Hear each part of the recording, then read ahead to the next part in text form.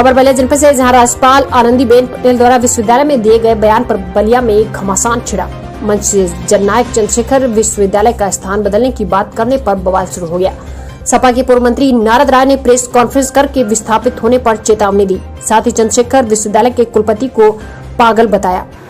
आज बहुत ही भारी मन से और गुस्से में समाजवादी पार्टी बलिया के सभी वरिष्ठ नेताओं के साथ विचार विमर्श के बाद आप लोगों को आमंत्रित किया था और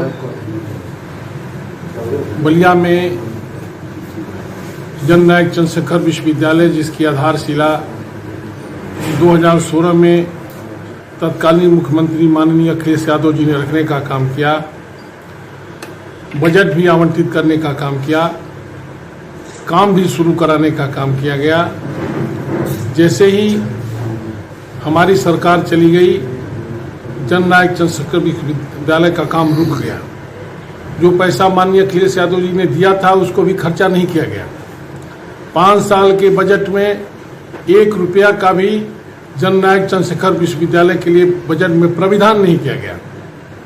इसको भी हम कुछ हद तक बर्दाश्त करने के लिए तैयार थे, लेकिन अभी पिछले दिनों दीक्षांत समारोह में उत्तर प्रदेश की महामहिम गवर्नर साहिबा आई थी और उन्होंने अपने दीक्षांत समारोह में, जिसमें उत्तर प्रदेश के उप मुख्यमंत्री, शिक्षा मंत्री भी उपस्थित थे, उन्होंने कहा कि अगला दीक्षांत समारोह दूसरे कैंपस में होगा और ये भी कह दिया कि 1 रुपया भी अब यहाँ विश्वविद्यालय कैंपस में खर्चा नहीं होगा। यह सुनकर के बलिया के लोग बड़े ही दुखी हैं और उद्वेलित हैं। समाजवादी पार्टी के लोगों ने बलिया की भावनाओं को समझते हुए जननायक चंद्रशेखर विश्वविद्यालय, जिसकी स्थापना के लिए पता नहीं कितने दिनों से हम लोग संघर्षरत थे, हमारे नेता माननीय राम गोविंद चौधरी जी, स्वर्गीय गौरी भैया विद्यार्थी जीवन में थे, तब से इस मांग को करते करते कई पीढ़ियां हमारी गुजर गई। तब माननीय अखिलेश यादव जी की कृपा हुई और बलिया में चंद्रशेखर विश्वविद्यालय बना। भारतीय जनता पार्टी की सरकार एक साजिश के तहत हमारे बलिया से जननायक चंद्रशेखर विश्वविद्यालय को दूसरे जगह स्थानांतरित करना चाहती है। यह कतई बर्दाश्त नहीं किया जाएगा। इसके लिए हमारे नेताओं ने अभी प्रेस कॉन्फ्रेंस में संकल्प लिया है कि बड़ी से बड़ी लड़ाई लड़ेंगे, कुर्बानी देंगे और जननायक चंद्रशेखर विश्वविद्यालय जहां पर आधारशिला माननीय अखिलेश यादव जी ने रखा है, उसी को बनाने का काम करेंगे। देखिए, जो सरकार मौजूदा सरकार है नामों के साथ छेड़छाड़ कर रही, जैसे डायल 112 के साथ छेड़छाड़, किसी जिले के साथ छेड़छाड़, अब जननायक चंद्रशेखर विश्वविद्यालय के साथ छेड़छाड़। जननायक चंद्रशेखर विश्वविद्यालय का नाम तो नहीं बदलने का काम कर रही है, जननायक चंद्रशेखर विश्वविद्यालय का अस्तित्व मिटाना चाहती है। स्थल का चयन नहीं हुआ। एक तरफ जो बहाना बनाया जा रहा है कि जल जमाव के कारण विश्वविद्यालय दूसरे जगह स्थानांतरित किया जाएगा।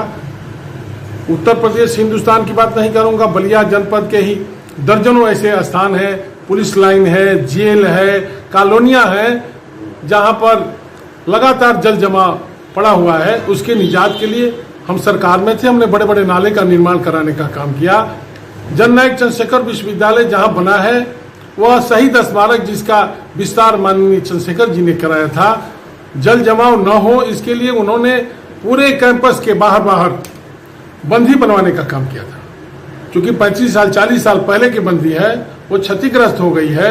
हम लोगों की मांग है कि जल जमाव से निजात दिलाने के लिए उस बंधी को ही ऊंचा किया जाए, उस पर पथवे बनाया जाए और जल जमाव का बहाना बना करके जननायक चंद्रशेखर विश्वविद्यालय को बलिया से हटाने का प्रयास न किया जाए। अगर यह प्रयास होगा तो इसके लिए आंदोलन करने का काम करें। हम तो ये भी कहना चाहते हैं कि अगर 5 साल में भारतीय जनता पार्टी ने इस विश्वविद्यालय के लिए कुछ नहीं किया तो 6 महीना और शांत रहे।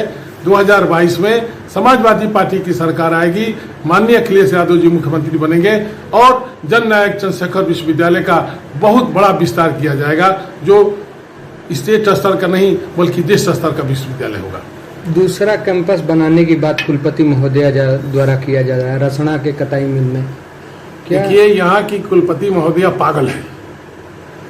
जिस कैंपस की जिम्मेदारी उनको दिया गया है न उसमें वो निर्माण कराना चाहती है। अभी हमारे पार्टी के प्रवक्ता हैं कांजी पांडे जी, जो शिक्षा से जुड़े हुए हैं, उन्होंने आप लोगों के बीच में कहने का काम किया कि जो सब्जेक्ट माननीय अखिलेश यादव जी ने स्वीकृत किया था, उसके बाद एक भी सब्जेक्ट 5 साल में उत्तर प्रदेश की सरकार ने बढ़ाने का काम नहीं किया है।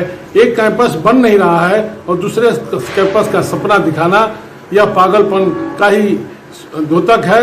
हम बीसी से कहेंगे, कुछ करती हो तो करो, नहीं करती हो तो समय काटो। समाजवादी पार्टी की सरकार आएगी तब तुम बीसी भी नहीं रहोगी और विकास भी नहीं रुकवा पाओगे। कताई मिल का दूसरे जगह जमीन अलाट हो गया था। अभी आप ही लोगों से पता चला कि गवर्नर साहिबा की बातों को दम देते हुए यहाँ के वाइस चांसलर साहिबा ने कहा कि कताई मिल की जमीन पर दूसरा कैंपस बनाएंगे। उनको अभी पता भी नहीं है कि वो कताई मिल का कैंपस समाजवादी पार्टी की सरकार में हम लोगों की मांग पर माननीय अखिलेश यादव जी ने जो 400 KVA का पावर स्टेशन बलिया में नहीं है, उसको बनाने के लिए अधिकृत किया था, स्वीकृत किया था। और भारतीय जनता पार्टी ने की सरकार में आने पर यहाँ के विद्युत मंत्री ने उसका शिलान्यास कर दिया है कागज में। अभी तक काम तो शुरू नहीं हुआ है। पहले पता तो करें रसना में कहाँ जमीन देख के आई है। ये बिल्कुल नाइंसाफी है बलिया के साथ और इसको बलिया के समाजवादी पार्टी के लोग बर्दाश्त नहीं करेंगे। हम आंदोलन करेंगे और लड़ेंगे और जननायक चंद्रशेखर विश्वविद्यालय का अस्तित्व कायम रखेंगे बसंतपुर में। सपा सरकार के समय ही जननायक चंद्रशेखर विश्वविद्यालय की स्थापना की गई थी। जननायक चंद्रशेखर विश्वविद्यालय की छेड़छाड़ करने की साजिश हो रही है। सपा शासन में किए गए कार्यों से छेड़छाड़ करने पर सरकार लगी है। 2022 विधानसभा में चुनाव में जनता इन लोगों से छेड़छाड़ करेगी। जननायक चंद्रशेखर विश्वविद्यालय की जगह में छेड़छाड़ की गई तो बड़ा आंदोलन होगा। पूर्व मंत्री नारायण राय ने आवास पर प्रेस कॉन्फ्रेंस की जानकारी दी है। बलिया जनपद से दीपक सिंह सज्जू की रिपोर्ट। नया अभ्यासक्रम आएगा मित्रों, एक निगाह है यूनिवर्सिटी के लिए मित्रों। स्थान, पानी का भराव, ये सब कुछ है।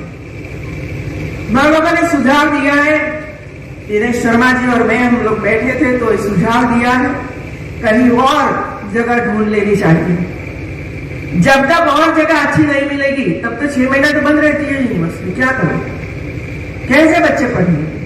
और इसी वजह से जो आज इधर जो इंफ्रास्ट्रक्चर है उसका उपयोग किस तरह हम कर सकते हैं, या 6 महीना का कोर्स कर सकते हैं बच्चों के लिए, महिलाओं के लिए, युवाओं के लिए, कृषि जगत के लिए, मत्स्य उद्योग के लिए, सोलर पावर के लिए, काफी कुछ कर सकते हैं। तो इसका उपयोग जो बिल्डिंग है उसको उपयोग कर सकते हैं और दूसरे स्थान पर नए बिल्डिंग बने और आपको जो पैसे मिले हैं उसका अभी उपयोग मत कीजिए।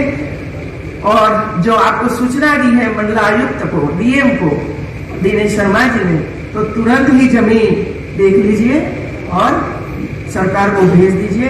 इसकी वजह से जमीन आवंटित हो जाए तो ये काम शुरू कर सकते हैं और एक अच्छी बिल्डिंग, एक अच्छा स्थान विश्वविद्यालय के लिए बन सकता है। और जो बारिश के समय पर जो स्थिति इधर पैदा होती है ये आप सबने देखी है।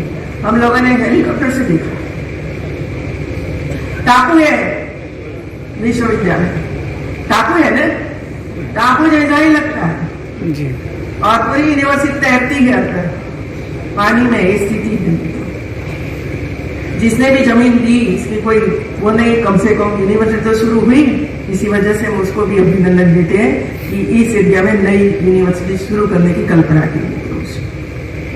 तो इसको सुधार करने की आवश्यकता हमारी है और मैं चाहती हूँ कि हमारे वीसी, हमारे शिक्षा मंत्री जो कमिटमेंट करते हैं कि मैं करूंगा, और मुझे पूरा भरोसा है कि आगे जाकर नए जो दीक्षांत समारोह होगा शायद नए भवन में हो, ऐसी हम कल्पना कर सकते हैं।